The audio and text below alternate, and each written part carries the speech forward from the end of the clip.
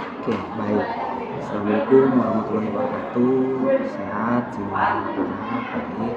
Untuk materi hari ini kita akan membahas suatu teks yang pernah kita lihat, ya.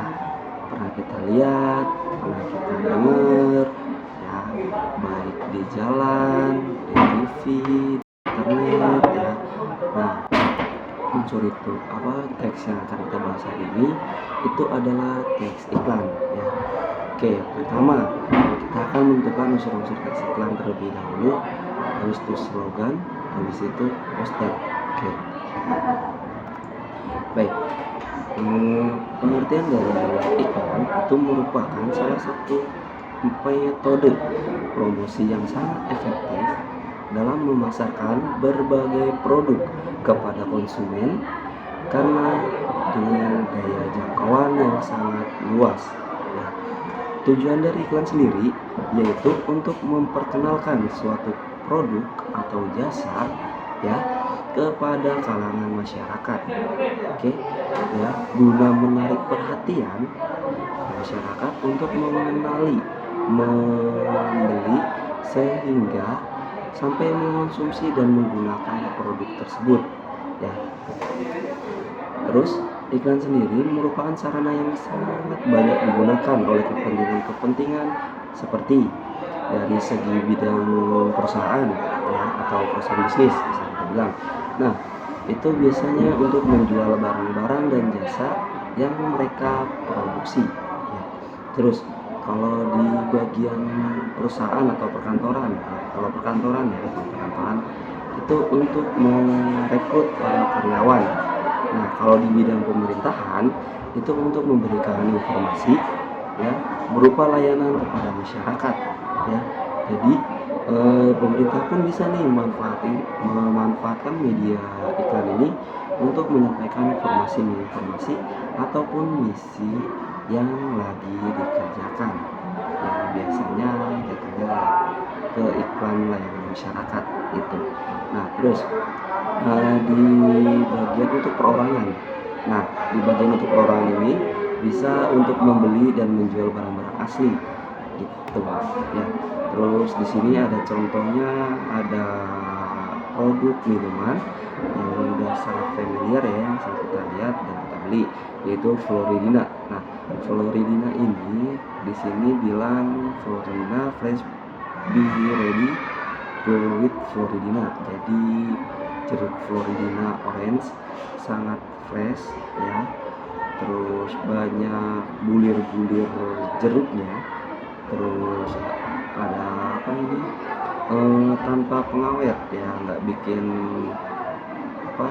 bete atau ring, menghilangkan lah istilahnya gitu, ya. Terus enak dinikmati di mana saja, kapan saja, kalangan muda ataupun yang muda dewasa semuanya bisa menikmati minuman Floridina ini, gitu, ya, tanpa terbatas usia, gitu, ya.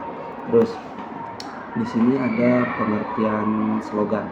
Nah, slogan sendiri merupakan perkataan atau kalimat-kalimat pendek yang dipakai sebagai dasar tuntunan atau bisa kita bilang pegangan hidup, gitu, ya, atau moto hidup, gitu, ya. Oke, prinsip utama dari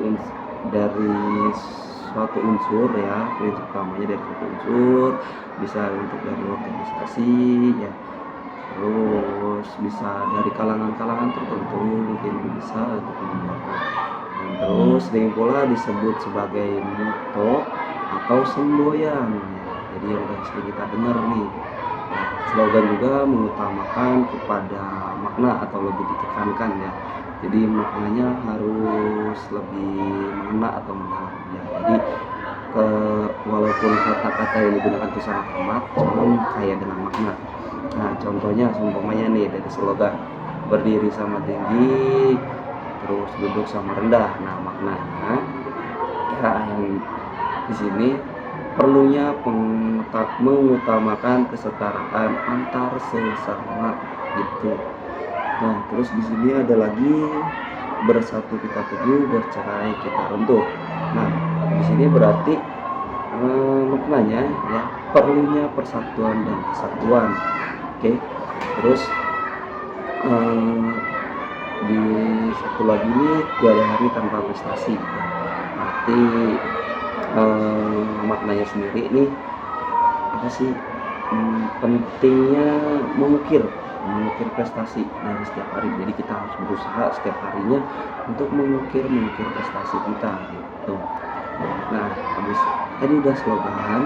Nah, di sini ada poster. Nah, poster sendiri merupakan sebuah karya seni grafis yang dapat dibuat dengan perpaduan antara huruf, angka di atas kertas ukurannya relatif besar. Poster seringkali dipasang di tempat-tempat umum yang dinilai strategis, ya, seperti kantor, sekolah, pasar, tempat-tempat keramaian ataupun yang ada di pinggir jalan, ya. Informasi yang ada pada poster umumnya bersifat mengajak untuk mengajak masyarakat gitu maksudnya. Terus di sini ada contoh poster. Nah, poster di samping, ya, bisa kita lihat di sini buku adalah jendela dunia. Nah, di sini merupakan salah satu media poster, ya, untuk mengingatkan dan mengajak semua pelajar untuk membaca lebih banyak buku, atau bisa kita bilang menjadikan kayak hobi gitu ya, atau bisa disebut kebutuhan sehari-hari buku itu. Nah, sesuai dengan kata singkatnya, padat dan jelas, ya, yang tertera. Di sini dalam poster tadi, buku adalah jendela dunia. Jadi dengan kita sering-sering membaca buku sebagai kebutuhan kita, nah, kita bisa mengetahui semua kemisteriusan dunia ataupun hal-hal yang unik yang ada di dunia gitu ya. Terus di sini ada unsur dari slogan, iklan, sama poster. Nah, dari segi tujuan ketiganya, ya, dari segi tujuannya sama-sama membujuk, ya, sama-sama memberi pengaruh kepada halayak, ya. Terus di sini perbedaannya bisa kita lihat dari iklan, ya, mengandung unsur gambar, unsur kata, unsur gerak dan suara. Terus dari slogan, dia mengutamakan pada unsur kata atau lebih kata-katanya harus lebih kuat dan bersyarat makna gitu. Terus kalau di poster sendiri, dia lebih mengutamakan kekuatan gambar. Nah, gambar grafisnya di situ kata-katanya juga, dan biasanya, ya, dipajang di tempat umum gitu. Nah, kalau slogan, ya, tadi ya dari di awal atas tadi, ini lebih mengutamakan kata-kata tadi, perkataan atau kalimat singkat yang menarik untuk diingat, ya, atau mudah diingat.